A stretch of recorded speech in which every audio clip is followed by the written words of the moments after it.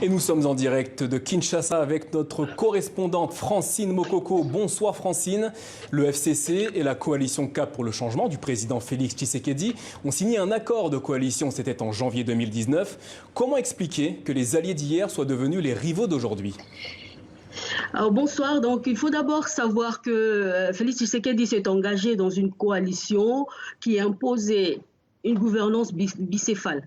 Il était minoritaire à l'Assemblée nationale, il devait donc composer avec le FCC de Joseph Kabila qui totalisait 342 députés sur 500 sièges. Une année seulement après la mise en place de cette coalition, donc les fissures ont commencé à se faire voir. Tshisekedi voulait augmenter ses marges de manœuvre pour donner des signes de changement aux Congolais et à la communauté internationale.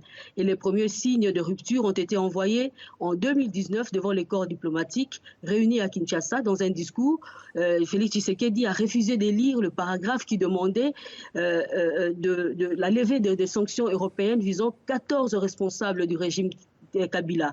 Félix Tshisekedi s'est ensuite engagé à rouvrir la maison Schengen, très pratique pour obtenir les visas pour l'Europe et qui a été fermée par Joseph Kabila en conflit avec la Belgique. Alors très vite, les rapports entre les deux alliés ne se résumaient plus qu'en termes d'affrontement. L'état d'urgence sanitaire pour combattre le Covid-19 décrété par le président Tshisekedi en a donné la démonstration. Le débat autour de cette question a occasionné la destitution de Jean-Marc Kabound, président en intérim de l'UDPS, de son poste de premier vice-président de l'Assemblée nationale. Et c'était le début d'une crise ouverte entre le FCC et le CACH. Pour les sympathisants de l'UDPS, cette destitution était inacceptable et des voix ont commencé à se lever pour exiger la dissolution de la coalition FCC-CACH. Les dissensions entre les deux camps se sont accentuées davantage après la proposition de 3 lois sur la réforme de la magistrature par les lieutenants de Joseph Kabila, mais aussi sur la question de la désignation du président de la CENI.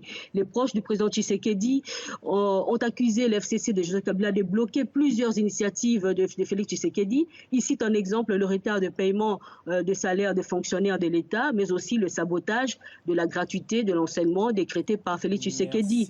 Donc pour les proches de Tshisekedi, le FCC ne souhaitait pas que Félix Tshisekedi réussisse son quinquennat. Merci Francine Mokoko, correspondante TV5 Monde en République démocratique du Congo. Enfin,